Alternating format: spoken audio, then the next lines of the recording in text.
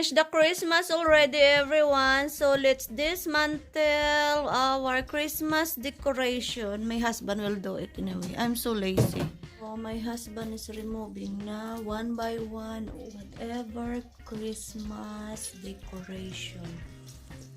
This is a good job, baby. This is hey, that's a clip, huh? Don't I know. Have to deal with people.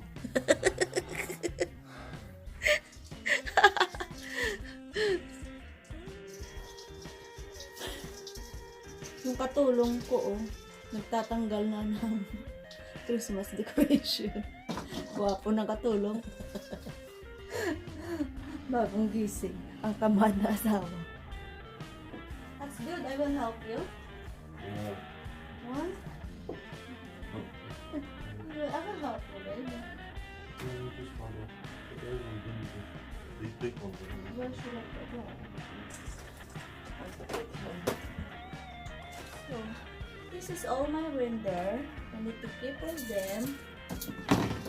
Next year, hopefully, there is no coronavirus anymore. So, we can celebrate happily.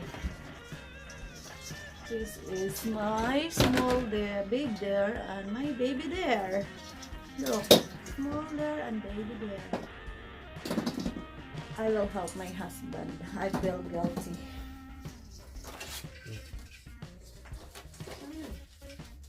And I have a lot of Christmas card from my in-laws and my friend and my neighborhood. My love, next Christmas you put gift inside my Christmas socks. This time I don't have any gift here. I will be good this year to you. Yeah? You should put Hermes, Chanel, Louis Vuitton bag here. Yeah? That's 20,000 pounds. We have 20,000 pounds. Next year, I'm going to change my motif, not to gold anymore. So maybe I'm not going to use this one next year.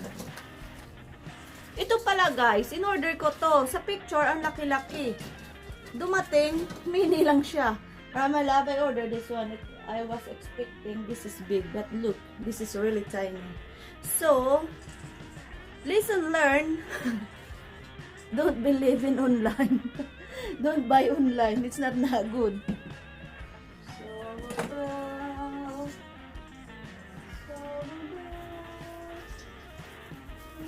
Christmas time on the city.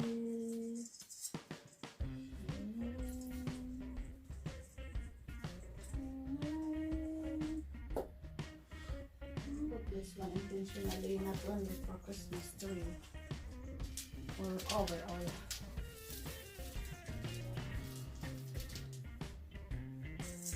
Maybe when the shop is open, we will go to buy the reduction Christmas decoration like last year what we did. Do you know guys, all our Christmas decoration, I bought that one from last year, January. All the Christmas decoration is reduced. So it's a good deal if you buy the reduced one. You can save money. At the same time, you will have a beautiful Christmas tree. That's a good idea. Yeah, if you want to have a beautiful Christmas decoration. Goodbye, Christmas tree. See you next year. My husband is removing everything. He's the best. Look, and the wife just watching. Ito na yung redecoration ko year 2018, babe, no? When I arrived here, na? This is my color. So I put on the back of my Christmas tree because my first motif is red. And second year also is a red. So I don't change. 2 years continue, I don't change my Christmas motif. And then this year I changed to white and gold because This one I bought during the reduction of Wilco and some other shop. So, it's a good deal. It was 70% off, babe, right? When I got this one. So, it was 70% off. Then, I just add. And this is my Santa Claus.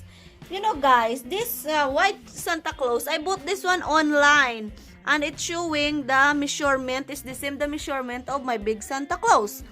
But when I received that Santa Claus, look at that, how small it is.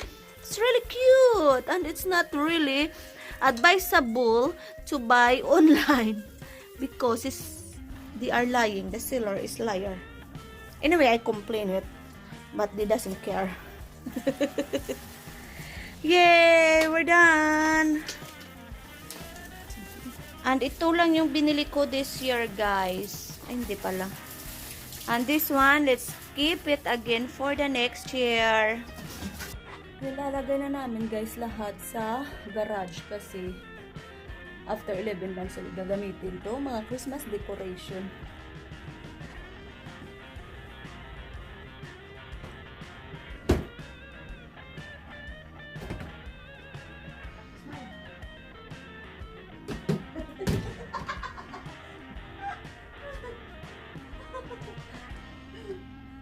Ito yung asawa ko. Pag sinabi kong smile, mag-i-smash.